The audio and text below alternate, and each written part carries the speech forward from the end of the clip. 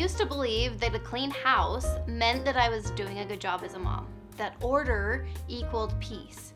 If the kitchen was spotless and the laundry was folded and the floor didn't crunch under my feet, then I felt okay. I felt like I was on top of things. But here's what that actually looked like most of the time. I would walk into the kitchen and see dishes in the sink and toys all over the floor, crumbs stuck to the counter, and immediately feel this rising panic. Not because it was too much to clean, but because it felt like it meant something about me. A messy house didn't just feel annoying, it felt personal. I couldn't relax. I couldn't be present with my kids.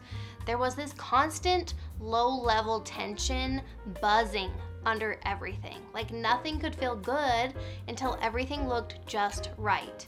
I thought that I was chasing peace, but what I was really chasing was control. Control was my comfort until God showed me a better way, and it's that way that I'm going to teach you about today.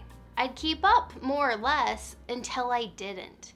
And then it would all hit at once. The unfinished projects, the ever-growing clutter piles, the floors and the bathrooms being neglected. I just hadn't kept up on them, right? And I would snap.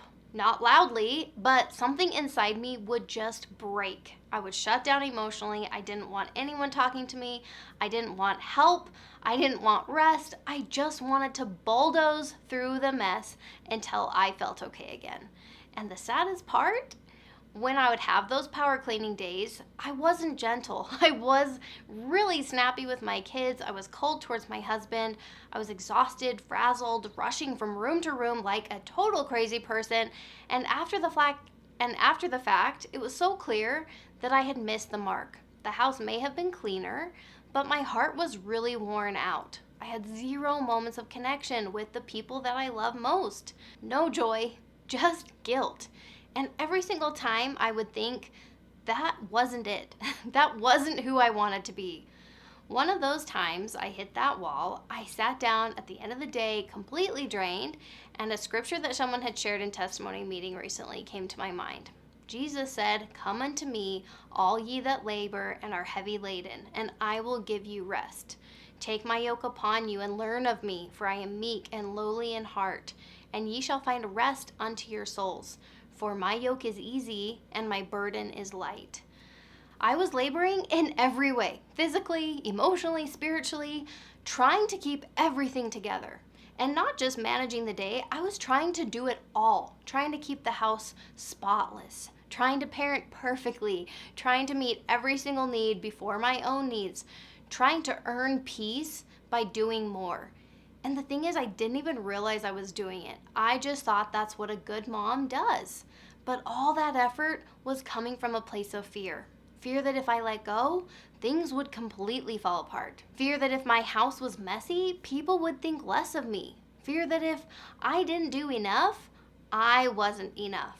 I believed that my worth was tied to whatever it was that I was producing. But the Lord wasn't asking me to try harder. He was asking me to come closer. He wasn't saying, "Come to me when the house is clean." He was saying, "Come now, just as you are, while it's still messy, while you're still tired, while you're still unsure how to let go." And so I realized maybe I didn't need to control everything. Maybe I needed His help. So I started asking myself, what does it actually look like to come unto Him right here in the middle of my messy motherhood? And for me, it started really small. I began to pause just for a breath. When the dishes were piling up or I felt tension rising in my chest, I would just say a prayer in my heart asking, what really matters right now? And that moment was enough to interrupt the spiral. And then instead of charging ahead in panic mode, I would take a step back and just ask, what is my real goal today? Connection or control? And slowly, I began to build new rhythms. I started doing one load of laundry a day. I got really good at putting my kitchen to bed every night. I came up with a system for my kids' random stuff that they should have put away throughout the day. I will link that video. And I established my bare minimum cleaning routine. These tasks became anchors in my day. They were personal to me, what worked for my life. So as long as I got those things done, which were super manageable, I knew that things would keep running pretty smoothly. And beyond that, It's been a very slow and steady acceptance, really, of having a lived-in house. For you, this might look like letting go of control in the way of letting your kids help with things, even if those cleaning tasks end far from perfect. It might be establishing a 5-minute pickup with the whole family before bed, knowing that when the timer rings, it's good enough. Whatever that looks like for you, I want you to make the choice to stop managing your home like a performance and instead start managing it like a relationship with God, with your kids, with yourself. His yoke really is easier, not because the dishes disappeared or the laundry folded itself miraculously, but because I stopped trying to prove my worth through the work. I began to live from a place of peace instead of living to earn it. And every time I forgot and slipped back into old habits, which of course still happens, we're all human, I come back to that same quiet invitation. Come unto me, and I will give you rest. But what about that voice in your head telling you that the state of your house means that you're a terrible mother? One of the most life-changing coaching tools that I have learned is our feelings come from our thoughts, and we get to think whatever we want. So every time you feel anxious or overwhelmed or irritated or ashamed, there's almost always a thought behind it. And not just any thought, but oftentimes it is an outright lie. A lie like, if my home is messy, I'm not doing enough.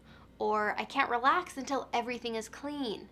No one else cares, so it all falls on me. If I stop pushing, everything will fall apart. Do these sound familiar to you?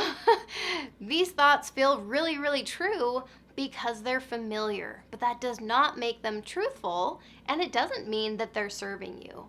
So how do we replace them? We start by gently noticing the thought and asking, is that what God says about me? Is it really what He thinks of me? And then we can choose a new thought, one that actually aligns with who we really are and who He really is. Here are some truths that you could think instead. A clean home doesn't equal a good mom. The mess is not a reflection of my worth. I can rest before everything is finished. God is not asking me to do more. He is asking me to come closer. Draining myself on house chores isn't helping me show up as the mom I want to be.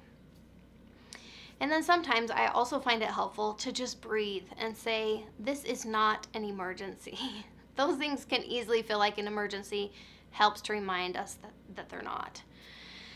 Which is a really good point that I actually want to make. So it helps to understand what's happening in our bodies during the messes and the clutter of motherhood. There is real research showing that clutter significantly increases cortisol in women, which is our body's main stress hormone.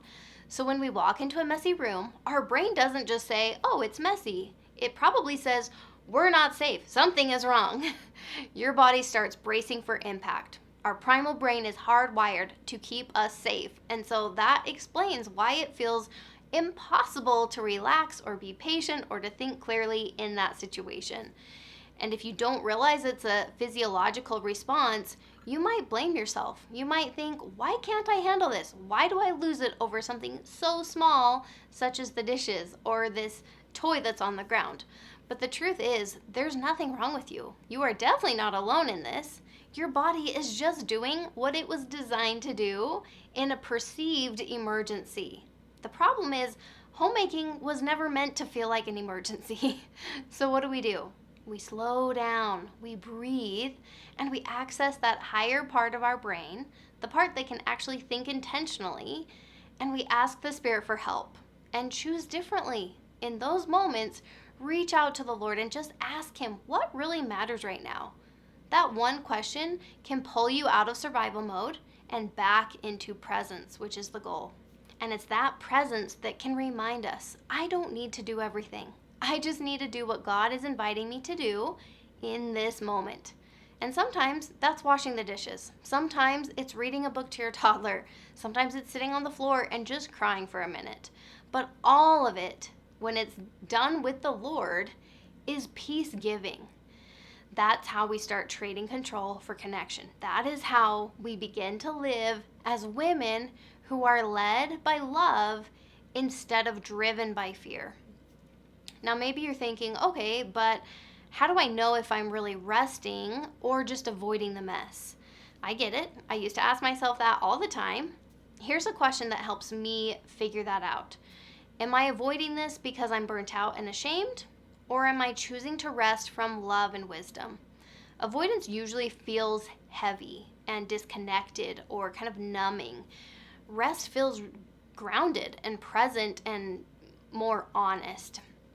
So here are a few gentle signs that you are not being lazy, you're being wise. You're listening to the Spirit, not your fear. You're taking care of your heart and your body so that you can show up with love. You are choosing what truly matters, not just checking out. You still care about your home, you're just not letting it control you anymore. Lazy is rooted in avoidance. Grace-filled rest is rooted in intention. And the good news is Jesus knows the difference. God knows the difference. You don't have to sort it out alone. Just check in with the Spirit instead of your shame. Now, the world will try to convince you that your value is found in how much you get done. But the gospel tells a way better story. Bonnie Oscarson once reminded us of the love that God has for us. She said, remembering this love can help you push back the confusion of the world that tries to weaken your confidence in your divine identity and blind you of your potential. Your worth is already secure, and your peace, it doesn't come from control, it comes from Christ. So mama, if you are feeling tired, if you're feeling tense or overwhelmed, if your house feels like a reflection of your failure instead of a place of peace, and if you believe that your worth is tied to how you put together your house looks, please know you are not failing. You are not alone. You are simply carrying a burden that was never meant to be yours alone. Christ wants to walk with you, and he's offering you something so much lighter. So stop exhausting yourself trying to earn peace through perfection. My free ebook, You Were Made for This, will help you take that first step. It combines gospel-centered truth with coaching tools to help you rebuild your motherhood around grace and peace. You can download it below, and if you're ready to go a little bit deeper, my 6-week coaching program is where the real Spirit-led transformation begins. You do not have to earn peace. You were made for it, and Christ will meet you even in the middle of the mess. You ladies are amazing, and I'll see you soon.